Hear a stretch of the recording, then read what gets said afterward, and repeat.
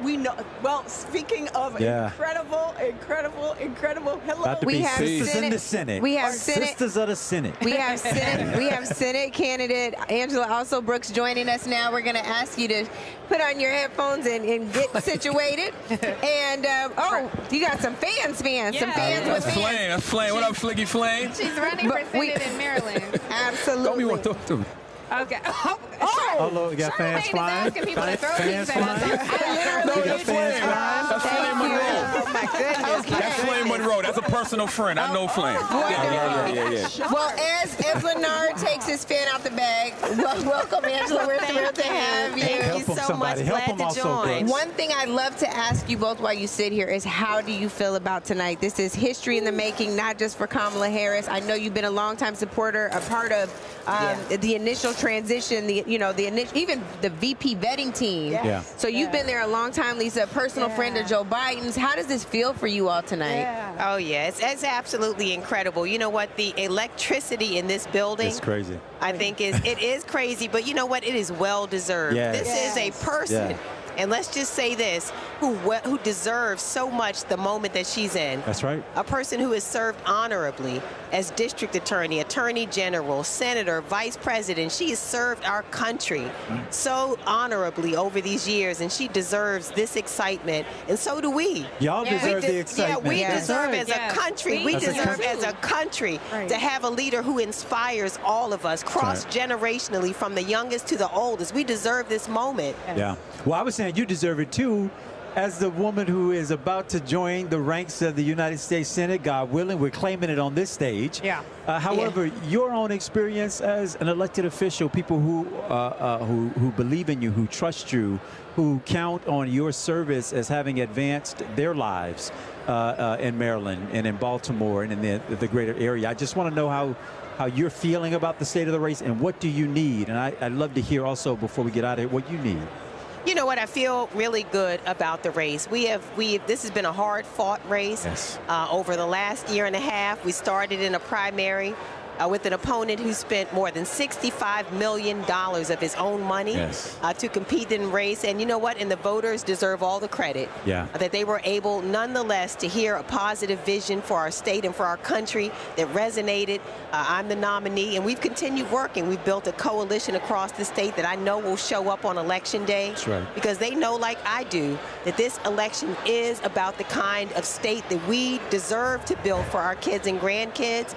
We're not accepting anything less. And I talked about this a little earlier today, but I want our kids not to live on the margins, but to be able to know that they can achieve their wildest dreams. And this is what this is really about for so many of us. And so what we need is Lottie-Dottie and everybody to come out on Election Day. Let me just tell you something. When the Democrats show up, and I know that they will, we're going to win up and down the ballot across this country. We're also going to elect the super bad Lisa Blunt Rochester from Delaware, my sister, who is sitting here. And this Senate has never seen two African-American women on the floor of the Senate, at the same time, although they should. And you know what? In this year, like you said, God willing. That's right. Yes. God willing. So really quick, and Angela, I hope you can stay with us. Lisa, so we do not get ever cussed out by your staff. we have to let you go. Yes. Where can they go? Cussing nobody out. For this moment. You don't know. They know I've been waiting for this moment. I was like, how are we going to make this happen? Thank you. And first we of love all, you. Again, like to be with some of my good friends. I was just telling them when Tiffany's book came out, I'd send her a selfie with me. I love that. I mean, Yes. I'm so honored to be, and we are going to be calling each other Sister Senator. The Sisters of the Senate. Yes, We're going to make shirts. Sister so Senator. I am just so honored, and I'm just, the theme of my talk last night was Bright Hope, the name of the church my grandmother attended for 70 years in Philadelphia.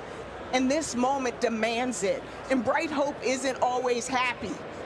Bright Hope is having that expectation even when you can't see it. And so the fact that I call, sometimes I call my soon-to-be, hopefully, Sister Senator Davita, because she was like David with Goliath. Yes. Slayed that She did. thing. And so I'm so thankful for the platforms that you provide as well, Love and that. educating us. And even when it's tough love. That's right. Would you say that? And probably should drop the mic and leave on that note. That's real. But even when it's tough love, we are greatly appreciated. And Thank I'm you so for that. excited. We appreciate Thank so you for that, much. Senator. Thank you so much. So, Angela, we have at least one more question for you. We know you have to run as well. Lenard, jump in. I haven't heard from you. No, Thank you, Senator. I like the message that Very both of them are much. Mute your delivering. mic. Wish Because you well. Mute your mic, Andrew. Thank you. Yeah, I like the message that both of them are delivering because, I think after this, everybody really does have to get to work because, this is a coronation, but the big win comes in the fall, and that win's not going to happen without the work. That's right. Yeah. So I like that, y'all are both stressing that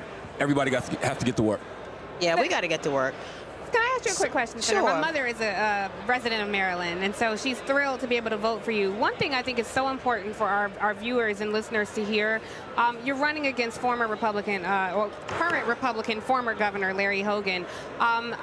Something my colleague, co-host Andrew always says is we have to stop calling it the Republican Party because it is now the MAGA Party. It's one and the same.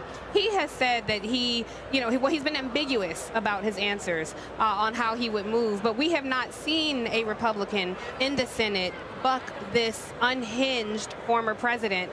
What would you say to people who are on the fence about who they're going to vote for, considering the danger that exists on the other side? Yeah, thank you for that. Well, you know what? So you said he's been ambiguous. Let me tell you what has not been ambiguous, his actions. Yeah. He's a person, first of all, who was selected by Mitch McConnell Yes. after he spent months and months saying he was uninterested in the Senate and then said, oh, you know what? Mitch McConnell convinced me to get into the race. We know this is the same Mitch McConnell who refused President Obama.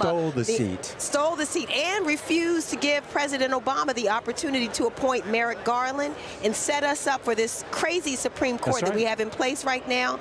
And so what Larry Hogan says about being ambiguous, his actions tell us everything we need to know. He vetoed abortion care legislation in the state, and then when it was overridden, he refused to release the funding until Governor Moore came into office. This is the same guy who didn't support paid and family medical leave. He's the same guy who also vetoed legislation to have a waiting period for guns, knowing that our children right now are dying. The number one way our kids are slaughtered in America are with guns, not by car accident or by illness. And so there's nothing ambiguous about the way he has moved and behaved. And so in this day, to bless his heart, he waited till he was 68 and a half years old to become pro-choice. It's not credible. Right. None of it's credible. And we know that maybe he's a nice man, but he's a Republican through and through. And he's a part of that party now that if we gave them the majority, would control the agenda for our country. And it is controlled by Donald Trump, who, by the way, endorsed him.